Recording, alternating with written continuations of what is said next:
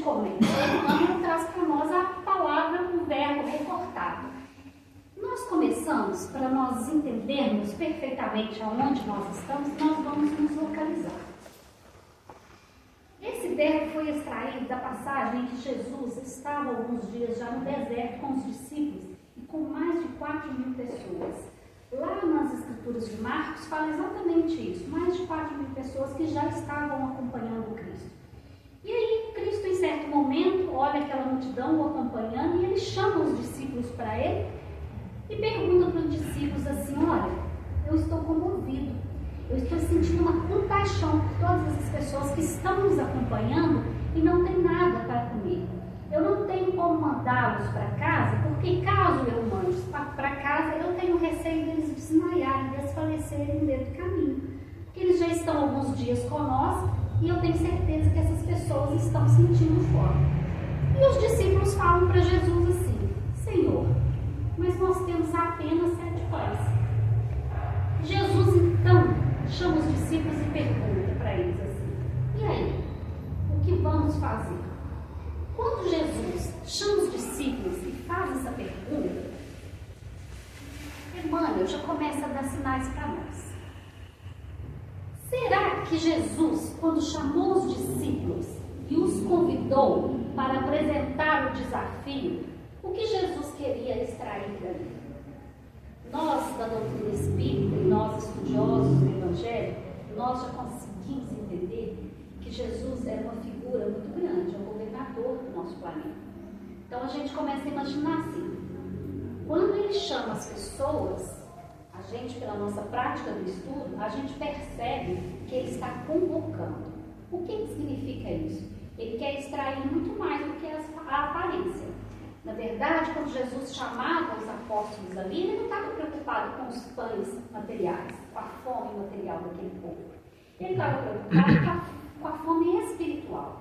E quando ele chama os discípulos, ele pergunta o que nós vamos oferecer para ele. É uma convocação. Ele está convidando os discípulos a entender um pouco mais da sede e da fome daquelas pessoas ali. Será mesmo que Jesus, quando chamou os discípulos, ele estava preocupado apenas em alimentar as pessoas com a fome do corpo? Não, ele estava tentando tirar os discípulos da inércia. Porque imagina, se nós estamos caminhando, mais de 4.000 pessoas estão nos acompanhando. Ele sabia que os recursos deles eram escassos e poucos. Então Jesus convidava os discípulos ali para participar junto com ele da oferenda que eles podiam apresentar àquelas pessoas. E Emmanuel continua nos trazendo. E Marcos, o evangelista, o companheiro, apresenta para ele os 7 pãezinhos. E Jesus pega aqueles 7 pãezinhos, distribui primeiramente entre os discípulos, e entre aqueles discípulos fala com ele: agora leva para o povo. E os discípulos começam a distribuir os pãezinhos, e os pãezinhos se multiplicam. Eles alimentam umas 4.000 pessoas e ainda tem uma sobra apreciável. E vem Emmanuel e agora nos convida. Jesus convidou os discípulos e agora Emmanuel nos faz a convocação. Teria o mestre conseguido tanto se não pudesse contar com recurso algum? Emmanuel faz a pergunta para nós assim: será que o Cristo conseguiria multiplicar aqueles pães sem a ajuda dos discípulos? Olha, nós, estudantes como somos, a gente sabe que sim. Estamos falando de Jesus.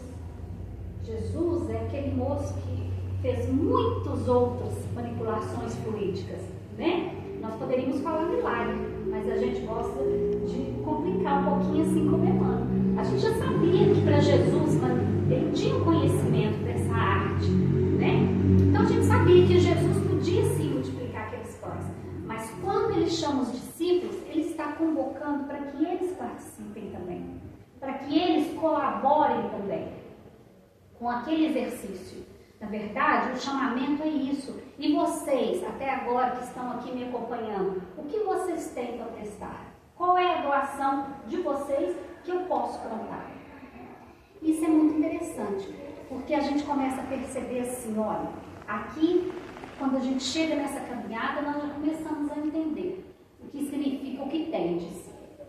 Essa pergunta: o que você tem a oferecer? O que você tem como bagagem? Né?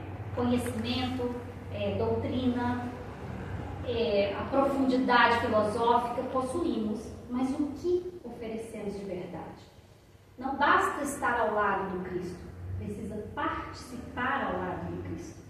Esse é o grande chamamento que Jesus faz ali naquele momento, aqueles discípulos que já o acompanharam e já compartilhavam de Jesus também essa grande oportunidade de crescimento.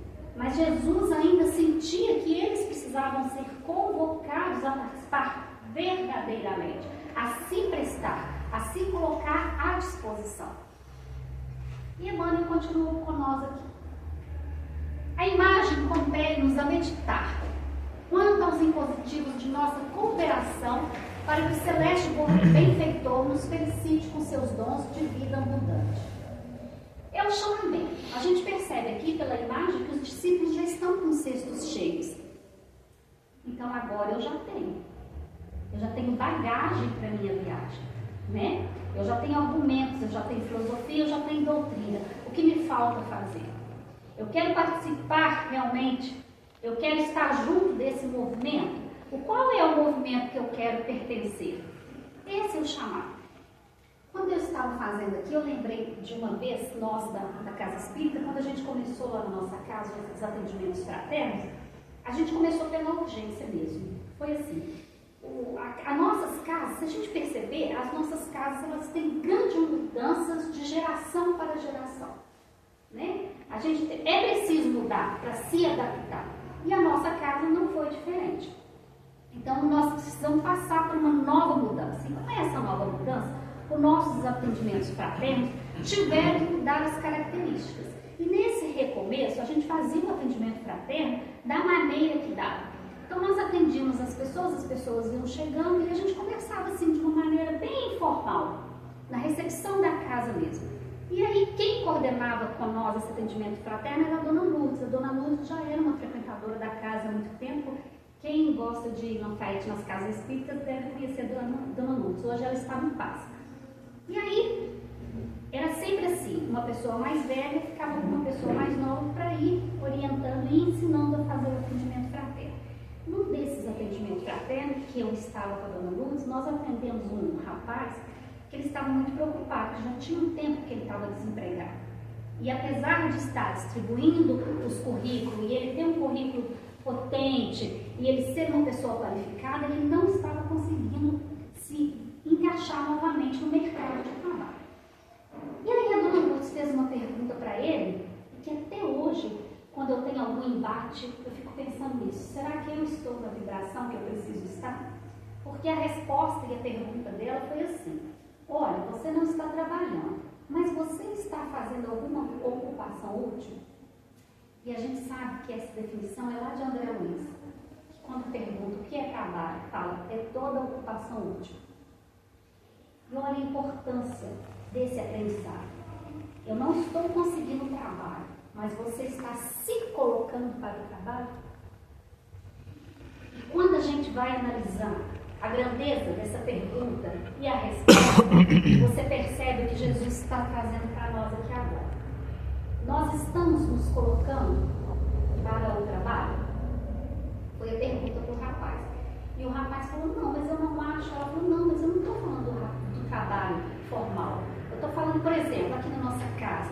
A nossa casa, a gente precisa de alguém para nos ajudar aqui. Na época, a gente fazia um grande atendimento fraterno às pessoas em situação de rua. Então, nós precisávamos, sim, de homens para ajudar a lavar a casa depois, para ajudar os caixotes de mantimento que ganhava, para ir na feira buscar de manhã. Então, assim, aí foi apresentado para esse rapaz. Então, se você quiser se colocar nessa posição, nessa vibração, nós temos a te oferecer. Muitas vezes a vida pede de nós essa atitude. Aonde eu quero chegar, em qual momento eu quero estar, quais são as minhas carências? Eu de fato me coloco na posição de receber?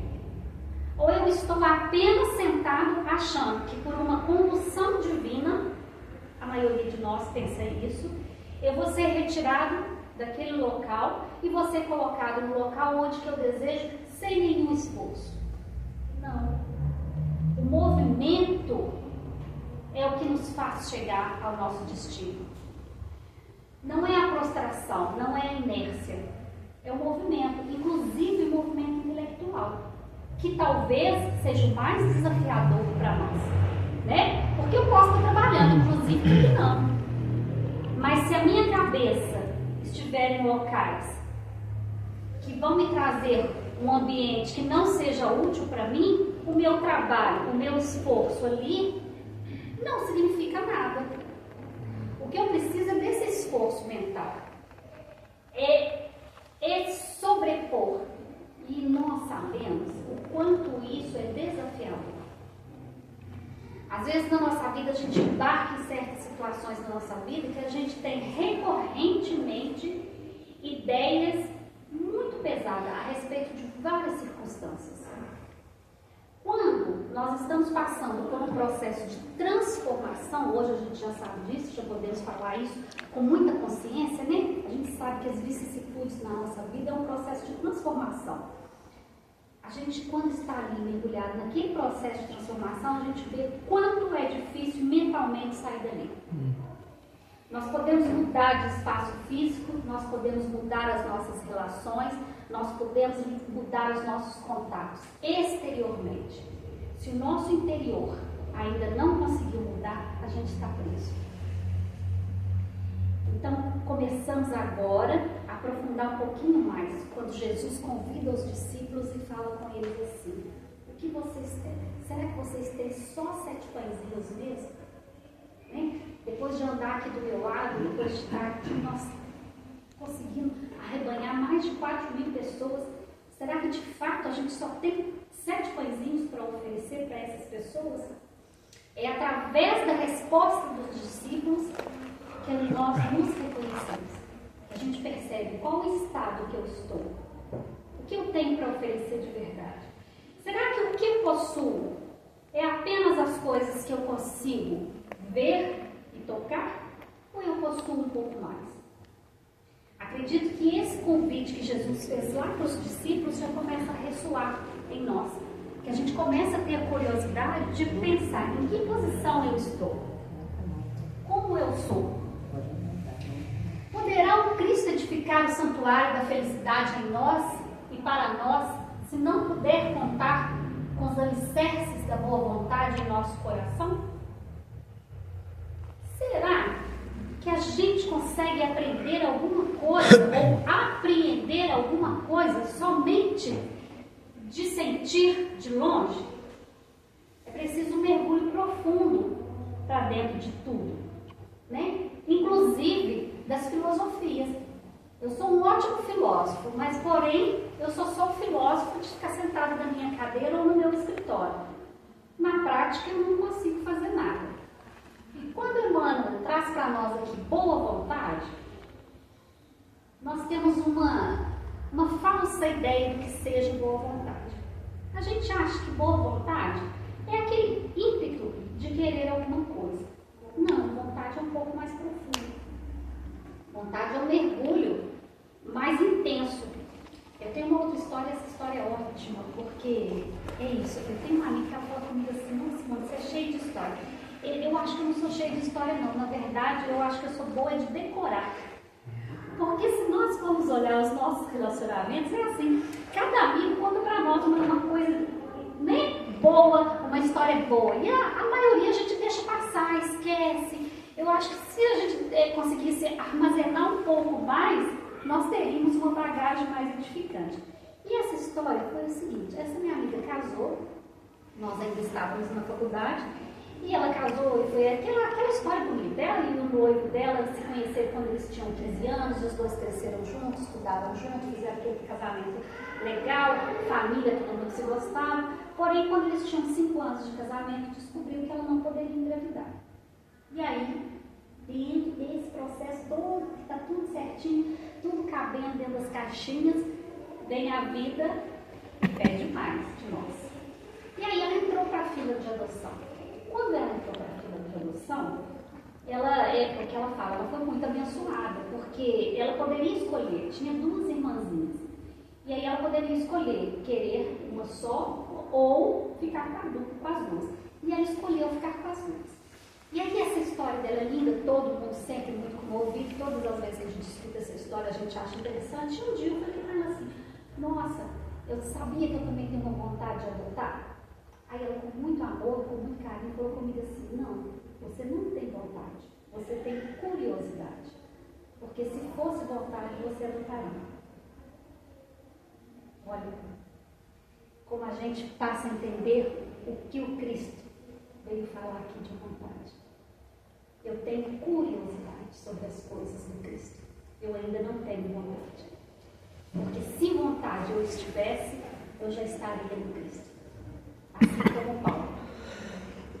Uma passagem linda do Paulo, que Paulo fala assim, quando ele está ali sendo quase já nas vésperas de ser decapitado, e o guarda pergunta para ele assim, você sabe que eu vou te matar? Eu vou cortar a sua cabeça? E por que você me olha com amor? E Paulo fala assim, porque eu já conheço Cristo. E quando você conhecer Cristo, ele vai estilhaçar com todas as suas resistências. E a gente percebe aqui, quando Cristo pergunta, quando Emmanuel nos traz, será que você já tem os alicerces da boa vontade para edificar a obra de Cristo? Isso é muito bom, eu acho. Eu já falei com vocês aqui em outras oportunidades. Eu sou uma pessoa muito otimista. Por favor.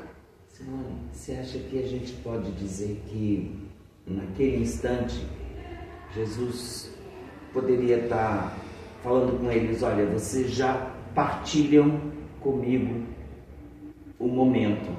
Agora o que nós podemos compartilhar ou partilhar com essas pessoas?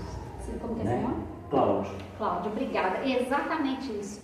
Eu acho que o Cristo, quando chamou eles, era isso. O Cristo É falou de assim, concurso das sim, pessoas, dos apóstolos ali. sim, dos tem, discípulos, né? Venham para cá, né? Não é só me seguir, Uhum.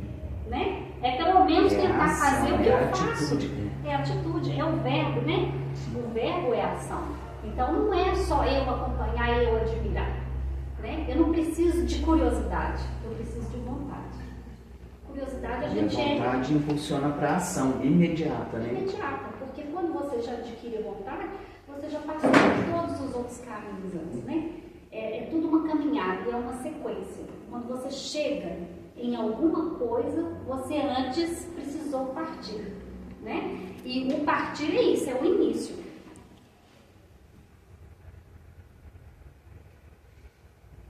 Ele traz aqui uma maneira muito bonita também de nos chamar a atenção. Que ele fala assim, olha, nós conhecemos aqui como funciona uma hidrelétrica, né? Ela armazena grande quantidade de água e aquela água passa nas turbinas e o movimento daquelas turbinas cria uma energia. A energia chega na nossa casa. Se eu não colocar meu dedinho na tomada e acender luz, eu não tenho luz. Então, todo aquele trabalho que foi feito lá atrás para trazer energia para minha casa, se eu continuar sentadinha só pensando na luz, eu não consigo ter luz. É isso também. A gente tem uma usina gigantesca a nosso favor. Essa usina se chama Jesus. Nós temos um universo para colaborar com nós. E a gente precisa de um único toque, que é acender a luz. E na maioria das vezes, entre acender a luz, entre levantar e acender a luz, a gente leva várias reencarnações, porque a gente ainda não compreendeu que o movimento é meu. O movimento é individual. Não existe só o desejo, eu preciso me movimentar. E nesse movimento é que a gente vai entendendo todo esse processo, né? Eu não consigo compreender algo se eu não me disponho a fazer. É impossível entender. A minha filha, vou falar mais uma vez, eu acho que eu estou com saudade dela, porque ela está morando fora, então, e ela sempre foi minha companheira de palestra, que ela fazia a parte técnica, e aí a Maria Eduarda também era isso.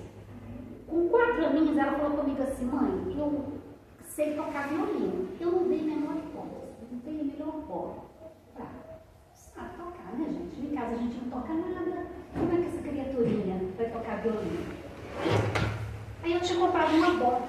Ela cortou a tampa da caixa caixa da bota e fez ali com 4 anos, recortou com a tesourinha e ficava com aquele papelão e passando uma escumadeira grande quando estava tocando violino. Minha irmã, quando a gente está no processo, a gente não entende o processo. Minha irmã chegou lá em casa e falou assim: Simone, mas que dó, por que você não põe essa criatura numa aula de violino? Eu falei: ela está muito novinha. Enfim, demorou um pouquinho. Quando foi com 7 anos, eu coloquei ela na aula de violino. Para a surpresa do professor, o professor falou assim: eu fingi que eu não estava surpresa. O professor falou assim: olha, ela nunca tinha feito aula de violino? Eu falei: não, porque é impressionante a habilidade que ela tem com o violino. E aí, eu fui pensando, se ela tivesse sentadinha no quarto dela, ainda com aquela tampa de uma caixa de sapato, ela não estaria tocando violino. Precisou esse movimento de ir lá e fazer a aula. Às vezes nós estamos assim, a gente está com um instrumento muito precário e a gente não se movimenta para ir lá aprender a tocar nosso instrumento. Semana passada eu fiz uma palestra na minha casa, lá em Samaritanos, e era sobre mediunidade. A mediunidade trabalha muito nisso, né? A mediunidade precisa que um médium saia daquele lugar de comodidade e vai buscar. Inclusive a eclosão da mediunidade, ainda no plano que nós estamos, nos dá através de chamados e chamados muito, muito pontuais, né? A gente interpreta como problema e dor, mas na verdade é um chamado. Porque a gente precisa levantar e ir lá educar essa mediunidade, mais essa faculdade. E é aqui que traz para nós isso. Não adianta toda uma engenharia, não adianta todo o universo ao nosso favor. Porque se eu continuar sentadinha no sofá da minha casa, eu nem vou aprender a tocar o meu instrumento e nem vou de verdade aprender nada. O que a gente vê passando na nossa tela, a gente lembra das histórias dos amigos que eu contei? A gente não vai arquivar. A gente precisa do exercício. Muitos esperam o milagre da manifestação do Senhor, a fim de que lhes sacie a fome de paz e reconforto. Mas a voz do Mestre no monte continua ressoando inesquecível. Que tendes? E para nós agora faz todo sentido, né? Aquele verbo difícil no começo do título aqui que Emmanuel nos trouxe, no comecinho trouxe para nós um embaraço. A gente ainda não está sabendo conjugar o verbo. Eu tenho, tu tens, ele tem. A gente estava ainda caminhando e quando chega nesse ponto, a gente já começa a entender o que Jesus estava falando ali. O que Jesus estava convidando aos profetas, aos discípulos. Ele estava chamando para participar dessa grande ceia. Inclusive, se a gente caminhar um pouquinho mais no que Marcos, o evangelista, trouxe, um pouquinho mais na frente, ele fala isso. Que Jesus sentou, partiu o pão e deu aos seus discípulos, dizendo, né? A frase célebre que a gente já sabe. Então é esse convite que é nos feito a todo momento, há mais de 2000 anos. Esse convite para realmente participar. E como eu trago isso para a minha vida? Porque é tudo muito bonito, é tudo muito poético, mas e o meu dia a dia? Como que eu faço isso? Como que eu trago isso para a minha existência? É nas pequenas coisas mesmo. A gente começa na miniatura para a gente depois atingir coisas maiores. Eu começo isso comigo, sabe? Me colocando nessa posição de mais aguentar, de mais suportar, de mais querer eu mesmo. Não é o outro. Eu não tenho que suportar o outro, eu não tenho que querer mais o outro, eu não tenho que viver mais pelo outro. Eu me suporto, eu me acalento, eu me amo, eu me regenero, eu me coloco à disposição. Entende? Porque não existe como eu ser saudável se eu ainda penso em que eu posso mudar o outro. Eu só vou conseguir fazer esse movimento de estar prestes ao trabalho quando eu estiver saudável.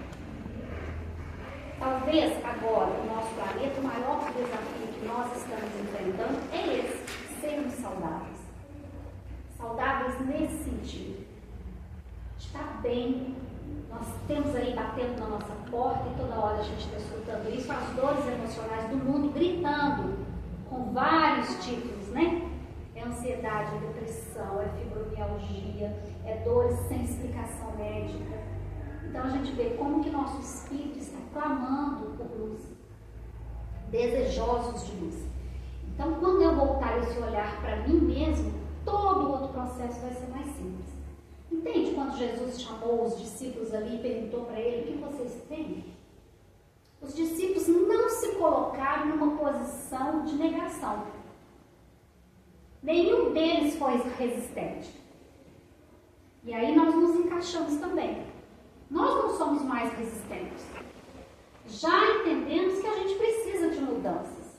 Então nós estamos igualzinhos os discípulos. A gente tem um pãozinho ali, um pouquinho, mas a gente tem.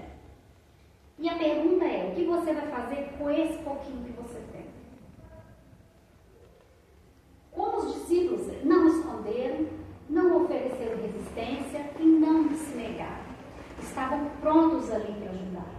Eles só não sabiam como fazer, mesmo estando do lado do Cristo. O que precisavam? Isso, essa atenção. Precisavam da boa vontade. Né? Precisavam estar ali de fato, e não só materialmente, não só fisicamente. E aqui, infinita é a bondade de Deus, todavia algo deve surgir de nós. Eu, em nosso favor.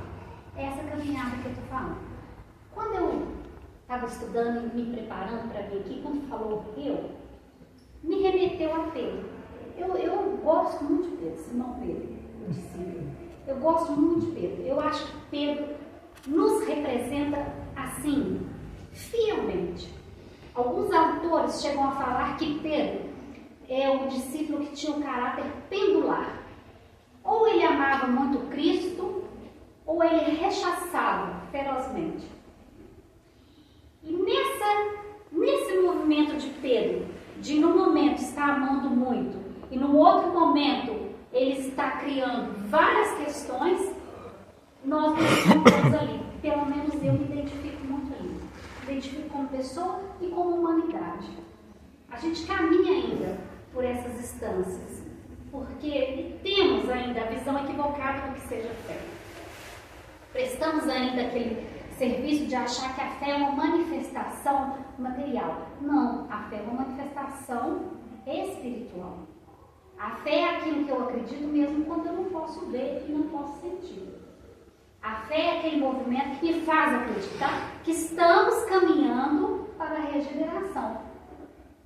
Isso é fé, né? Então, assim, Pedro, para mim, quando Emmanuel me chama assim, o eu. Olha pra você ver que interessante. Pedro estava naquele combate interno com ele mesmo. Uma hora de adoração profunda ao Cristo e outra hora Pedro se revoltava. E mesmo diante desses extremos que ele ocupava, ele ainda estava ali. Eu acho que isso que é o interessante de tudo.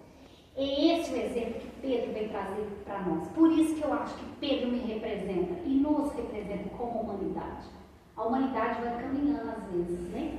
De um lado para o outro, aos extremos. Nós, às vezes, estamos num extremo e às vezes estamos no outro extremo. E assim a gente vai caminhando. E Pedro foi aquele que teve a ousadia de, quando viu Cristo andando sobre o mar, ele se lançou também. Ele falou: eu vou tentar, eu vou conseguir. Foi aquele que negou o Cristo 3 vezes. E depois foi aquele que Cristo perguntou para ele 3 vezes: Pedro, tu me amas? E ele respondeu por 3 vezes. E lá no Evangelho fala, depois desse sentido tão...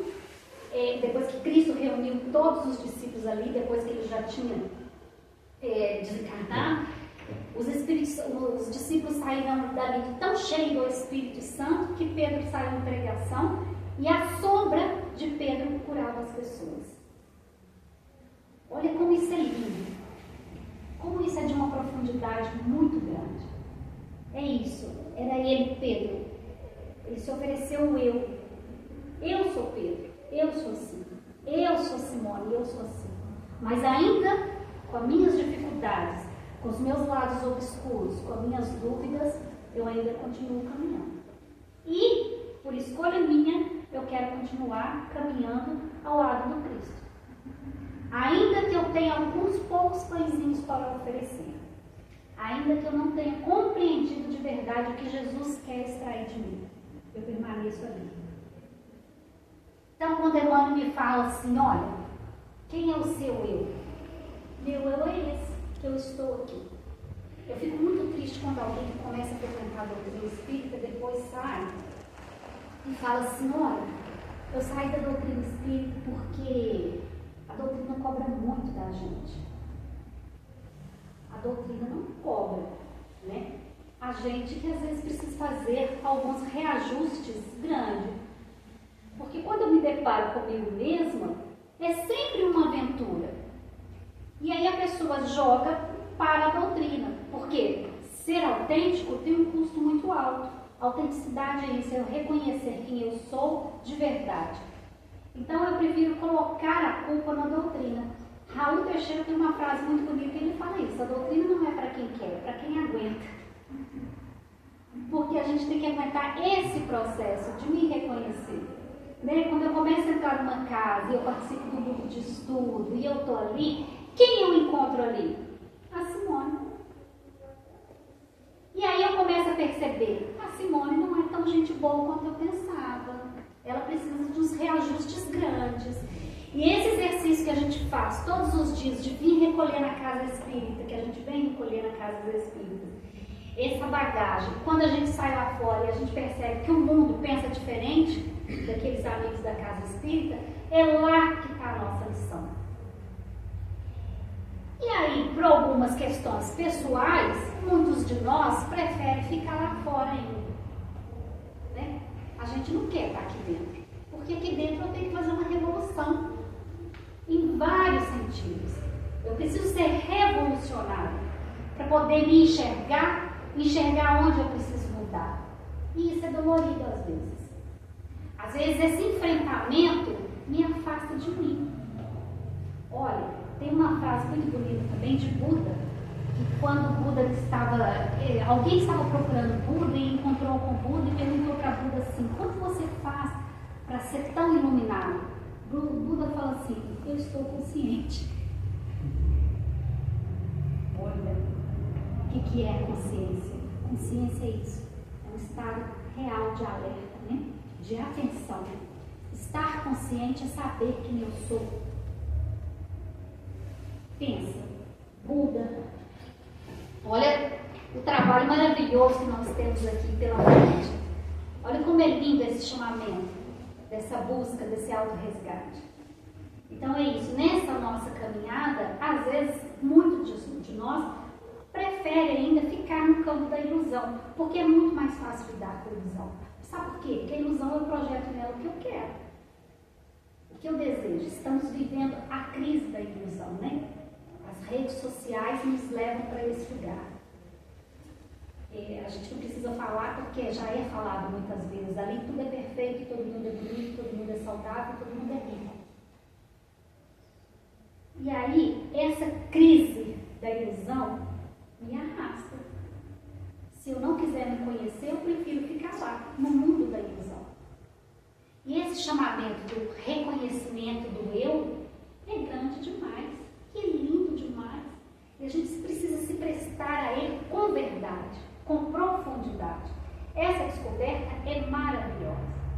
É difícil a gente acreditar que a gente pode ser um universo completo. Olha, grandeza. Aí entra aquilo que nós conversamos agora mesmo. O que é fé? A fé é acreditar nisso, que eu sou divindade. Ainda que para mim agora seja difícil essa compreensão gigantesca do que eu sou. Então esse caminhar, esse chamamento é uma aventura incrível da vida para conosco. Essa oportunidade grandiosa dessa auto-revelação. E olha como isso não é para todos. Até aqueles que caminharam ao lado do Cristo tiveram que ser convocados. Até aqueles que estavam ali compartilhando com o Cristo o mesmo ambiente vibracional tiveram que ser convocados. E isso para nós é um alento e um chamamento muito bonito. E eu ia começar isso quando o Cláudio me chamou. Que é isso, eu sou muito otimista e eu gosto de pensar isso. Que bom que Jesus precisou chamar os discípulos, porque ainda está nos chamando. Somos nós os discípulos agora. Então esse chamamento é hoje para nós, ainda é oportuno, ainda é atual. É nós todos os dias sendo convocados para oferecer um pouquinho mais. Em qualquer terreno de nossas realizações, para a vida mais alta, apresentemos a Jesus algumas reduzidas migalhas de esforço próprio e estejamos convictos de que o Senhor fará o resto. Eu amo. Então é isso. Eu preciso simplesmente oferecer para o Cristo a boa vontade de estar ao caminho. Eu preciso estar disposto a realmente a fazer a caminhada ao lado do Cristo. Senão você fica sendo uma casa cheia de energia e sem luz. Exato. Você tem toda aquela hidrelétrica para levar luz na sua casa e você continua ainda sentado no sofá porque você não tem a atitude de acender a tomada. Então, olha como isso é grande. Isso é muito grande, isso é muito verdadeiro, né? É a nossa conquista de todos os dias, os nossos desafios de todos os dias, é a nossa retomada para o eu, é o nosso chamamento para um processo íntimo, intransferível, que o processo é meu, a caminhada é minha. Então, que a gente tenha essa boa vontade, que a gente aprenda a conjugar o verbo, porque o verbo é ação, que a gente se torne familiar do Cristo, que a gente traga Jesus realmente para dentro da nossa casa como nosso irmão querido, que a gente tenha essa audácia de apostar em nós mesmos, que a gente seja corajoso o suficiente para todos os dias acordar e fazer mais essa aposta, que a gente consiga ter essa energia vibrante dentro de nós, que é esse chamado íntimo, profundo, que a gente consiga resplandecer de uma maneira que a gente possa estar numa posição saudável e com a nossa posição saudável que a gente possa ser luz, cada um de nós, dentro do nosso universo, porque para nós está guardado isso, o universo. Muito obrigada, casa, muito obrigada mais uma vez por me receber, que essa noite fria tenha esquentado o coração e o espírito de todos nós aqui, gente. Muito obrigada.